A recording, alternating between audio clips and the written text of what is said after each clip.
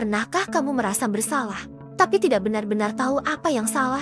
Atau setelah sebuah percakapan, kamu mendadak bingung, seolah ingatanmu sendiri mulai retak, seolah apa yang kamu rasakan bukan lagi milikmu. Dan anehnya, setiap kali ada perbedaan pendapat, kamu lagi dan lagi yang harus minta maaf. Padahal jauh di dalam dirimu, ada suara kecil yang berbisik, kenapa semuanya selalu salahku? Hubungan yang seharusnya membuatmu merasa aman, justru membuatmu lelah, cemas, dan selalu waspada. Sampai akhirnya kamu bertanya, apa aku terlalu sensitif? Apa aku berlebihan? Atau memang ada yang salah denganku? Jika pertanyaan itu terasa familiar, berhentilah sejenak, karena kamu tidak sendirian. Dan lebih penting lagi, bukan kamu masalahnya. Perasaan-perasaan itu adalah sinyal. Sinyal bahwa ada sesuatu dalam dirimu yang sedang dimanipulasi secara halus. Bukan dengan teriakan, tapi dengan keraguan kecil yang ditanam perlahan. Sebab kekuatan seorang manipulator bukan hanya dari kata-katanya, tapi dari kemampuannya menemukan celah dalam pola pikir yang kita miliki tanpa sadar. Dan di video ini, kita tidak akan melihat tanda-tandanya dari luar. Kita akan menengok ke dalam diri kita sendiri. Kita akan mengenali 5 pola pikir yang sering menjadi sasaran empuk para manipulator. 5 pola yang, ketika kamu sadari, bisa menjadi perisai mental sebelum siapapun mencoba memengaruhimu. Jika kamu ingin memahami dirimu lebih dalam dan mengambil kembali kendali dalam hidupmu, maka tetaplah di sini.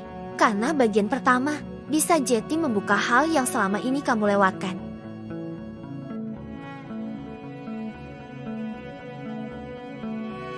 Pola pikir pertama, dan mungkin yang paling mendasar, adalah perasaan diri tidak berharga. Ini bukan sekadar gugup biasa. Ini adalah keyakinan di dalam diri yang terus berbisik. Kamu tidak cukup baik. Seseorang yang ragu akan nilainya sendiri akan terus mencari pengakuan dari luar untuk mengisi kekosongan di dalam. Seorang manipulator sangat peka melihat kerapuhan ini. Mereka melihatnya sebagai sebuah pintu masuk. Jika kamu tidak yakin akan nilaimu, sangat mudah bagi mereka untuk mendefinisikan nilai itu untukmu. Dan mereka akan menilainya jauh di bawah harga yang semestinya. Lalu, mereka memposisikan diri sebagai satu-satunya sumber pengakuan. Dan dengan begitu, mereka mengendalikanmu. Salah satu caranya adalah dengan membuatmu merasa tidak kompeten. Bayangkan saat kalian berdiskusi, mereka sengaja memakai istilah-istilah rumit, berbicara dengan cepat. Lalu saat kamu terlihat bingung, mereka berkata dengan nada meremehkan, "Sudahlah, ini terlalu rumit untukmu. Biar aku saja." Tujuannya bukan untuk berbagi ilmu, tapi untuk membuatmu merasa kecil dan menyerahkan keputusan pada mereka. Cara lainnya adalah melalui lelucon yang merendahkan. Taktik ini sangat halus, karena dibungkus sebagai humor. Mereka bercanda tentang penampilanmu, caramu bicara, atau mimpimu. Jika kamu tersinggung, mereka akan membalikan keadaan. Cuma bercanda, kok kamu sensitif sekali? Kalimat ini membuat perasaanmu seolah salah, padahal tujuan sebenarnya adalah mengikis harga dirimu. Sedikit demi sedikit, dampaknya sangat dalam. Kamu mulai percaya pada narasi negatif yang mereka ciptakan. Keraguan di kepalamu menjadi semakin keras. Mungkin aku memang tidak sepintar dia. Aku beruntung ada dia yang mau bersamaku. Kamu jadi takut menyuarakan pendapat, karena khawatir dianggap tidak layak. Harga dirimu bukanlah sesuatu yang bisa dinegosiasikan.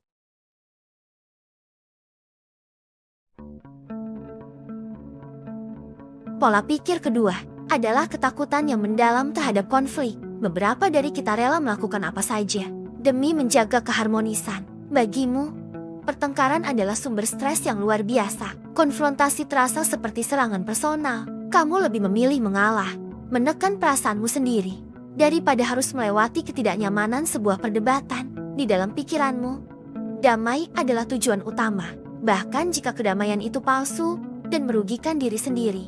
Bagi seorang manipulator, pola pikir ini adalah sebuah anugerah. Mereka tahu, ancaman akan adanya konflik saja sudah cukup untuk membuatmu mundur. Ketakutanmu menjadi senjata mereka yang paling efektif. Salah satu taktiknya adalah dengan memancing reaksi. Mereka bertanya dengan nada yang terdengar tulus. "Kamu kenapa? Ada yang salah?" Kamu, yang mendambakan kejujuran, akhirnya memberanikan diri untuk berkata, "Jujur, aku tadi kurang nyaman waktu kamu bercanda soal pekerjaanku." Disinilah jebakannya bekerja. Bukannya merespons dengan empati, mereka justru membalikan keadaan. "Oh, jadi sekarang aku salah lagi. Kamu ini selalu saja begitu." Tiba-tiba, Kamu yang hanya ingin menyuarakan perasaan, diposisikan sebagai penyebab masalah. Kamu merasa bersalah karena telah memulai pertengkaran. Akhirnya, kamulah yang meminta maaf. Maaf ya, mungkin aku yang sensitif. Mereka pun berhasil, sekaligus melatihmu untuk tidak akan pernah lagi mengungkit masalah yang sama. Taktik lainnya adalah penyangkalan. Saat kamu mencoba mengkonfrontasi sebuah kebohongan, mereka akan menyangkalnya mentah-mentah. Aku tidak pernah bilang begitu, kamu salah ingat. Mereka mengatakannya dengan begitu yakin, sehingga kamu yang ingin menghindari konflik mulai meragukan ingatanmu sendiri. Apa benar aku yang salah ingat? Ya, kamu lebih memilih menerima kebohongan itu daripada melanjutkan perdebatan yang melelahkan. Dampak jangka panjangnya, kamu perlahan kehilangan suaramu. Kebutuhan dan perasaanmu menjadi tidak lagi penting. Ironisnya, dengan menghindari konflik-konflik kecil yang sehat, kamu justru menciptakan satu konflik internal yang sangat besar.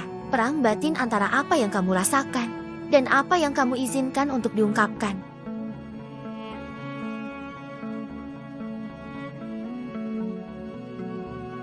Pola pikir ketiga adalah kebutuhan yang berlebihan untuk disukai. Ingin disukai itu manusiawi, tapi ini menjadi kerentanan. Saat harga dirimu bergantung sepenuhnya pada pandangan orang lain, kamu merasa baik hanya jika orang lain berkata kamu baik. Kamu rela mengorbankan batasan pribadimu demi mendengar kata setuju. Bagi manipulator, ini adalah kesempatan. Mereka menjadikan diri mereka pemasok utama validasimu, memberikannya di awal, lalu menggunakannya sebagai alat kendali. Di awal hubungan, mereka membanjirimu dengan pujian yang berlebihan. Aku belum pernah bertemu orang sebaik kamu. Kamu itu sempurna. Mereka membuatmu merasa menjadi orang paling spesial di dunia karena kamu mendambakan penerimaan. Ini terasa seperti mimpi yang menjadi nyata. Kamu merasa akhirnya dilihat dan diakui. Tapi, begitu mereka merasa sudah memilikimu, fase kedua dimulai. Perlahan, keran kasih sayang itu dimatikan. Pujian berhenti, perhatian berkurang. Mereka menjadi dingin. Kamu yang sudah terbiasa dengan validasi itu menjadi panik dan bingung. Apa yang salah? Apa yang sudah aku lakukan? Kamu mungkin akan melakukan apa saja untuk mengembalikan perasaan indah di awal. Disinilah mereka mendapatkan kendali penuh. Mereka mungkin berkata, kalau saja kamu lebih nurut, kita bisa seperti dulu lagi. Dan kamu pun berusaha lebih keras, hanya untuk mendapatkan remah-remah pengakuan itu. Sebuah sindiran ringan yang disamarkan sebagai pujian. Gaun itu bagus ya, bisa menyamarkan bentuk tubuhmu. Atau, aku suka kamu percaya diri dengan riasan itu. Kalimat ini membuatmu bingung. Ini pujian atau sindiran?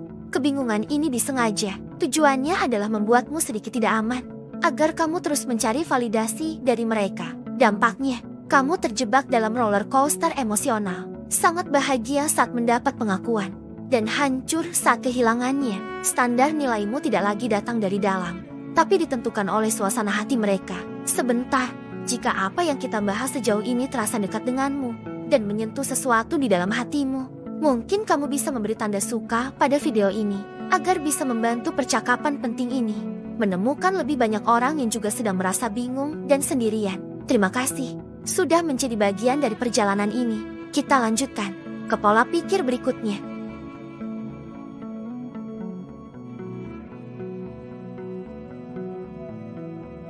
Pola pikir keempat adalah empati yang sangat dalam. Empati adalah sifat yang indah, fondasi dari kebaikan. Namun di tangan yang salah, sifatmu yang paling mulia ini bisa dieksploitasi untuk melawan dirimu sendiri. Orang yang sangat empatik adalah target ideal, karena mereka secara alami merasakan emosi orang lain, dan seringkali merasa ikut bertanggung jawab atas kebahagiaan mereka. Manipulator sangat lihai memanfaatkan ini. Mereka tahu, tombol emosional yang paling mudah ditekan adalah rasa bersalah. Mereka akan memposisikan diri sebagai korban, dan kamu, dengan empati alamimu, akan terdorong untuk menolong. Senjata utama mereka adalah memainkan peran korban. Pernahkah kamu mendengar ini? Setelah semua pengorbanan yang aku lakukan untukmu, begini balasanmu. Atau, kalau bukan karena aku dulu, kamu tidak akan bisa jadi seperti sekarang. Kalimat ini secara halus menghapus semua kerja kerasmu. Saat kamu ingin mengambil keputusan untuk dirimu, mereka memakai kartu truf emosional. Jadi kamu tega meninggalkanku sendirian. Bagi orang yang sangat empatik, serangan ini terasa menyakitkan. Kamu langsung membayangkan penderitaan mereka, dan rasa bersalah yang berat mulai menyelimuti. Mungkin aku memang egois. Kamu akhirnya mengalah. bukan karena setuju, tapi karena tidak sanggup menanggung beban rasa bersalah itu. Lama-kelamaan, kamu jadi sulit membedakan mana tanggung jawabmu dan mana tanggung jawab mereka. Jika manipulator sedang marah, kamu otomatis bertanya, apa salahku kali ini? Dan mereka dengan senang hati akan mengonfirmasinya, aku begini ya karena kamu. Dampak jangka panjangnya adalah kelelahan emosional. Kamu terus memberi, sampai tidak ada lagi yang tersisa untuk dirimu sendiri. Batas antara dirimu dan orang lain menjadi sama. Kamu lupa di mana tanggung jawabmu berakhir dan di mana tanggung jawab mereka seharusnya dimulai. Belajar berempati pada diri sendiri sama pentingnya dengan berempati pada orang lain.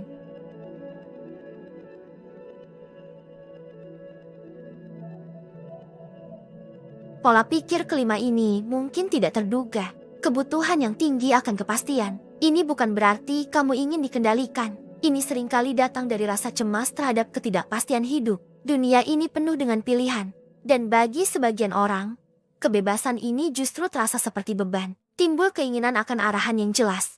Untuk meredakan kecemasan itu, perilaku kontrol dari orang lain mungkin pada awalnya terasa menenangkan. Keputusan mereka yang tegas terasa seperti sebuah kepastian di tengah keraguanmu. Seorang manipulator melihat kebutuhan ini sebagai celah. Mereka dengan senang hati akan mengambil peran sebagai nahkoda dalam hidupmu, menawarkan arahan, membuatkan keputusan untukmu. Semua dengan kedok, aku hanya peduli padamu. Taktik mereka adalah kontrol yang secara perlahan. Awalnya mungkin hal kecil.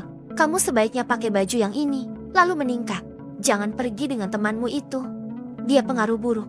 Hingga akhirnya, kontrol itu mencakup segalanya. Setiap kali kamu menyerahkan sebuah keputusan karena ragu, kamu juga menyerahkan sedikit kekuatanmu. Untuk memperkuat cengkeraman ini, mereka memakai senjata pamungkas, gaslighting, sebuah manipulasi yang membuatmu meragukan persepsi, ingatan, dan pikiranmu sendiri. Kamu ingat jelas mereka berjanji, tapi mereka menyangkalnya. Aku tidak pernah janji begitu.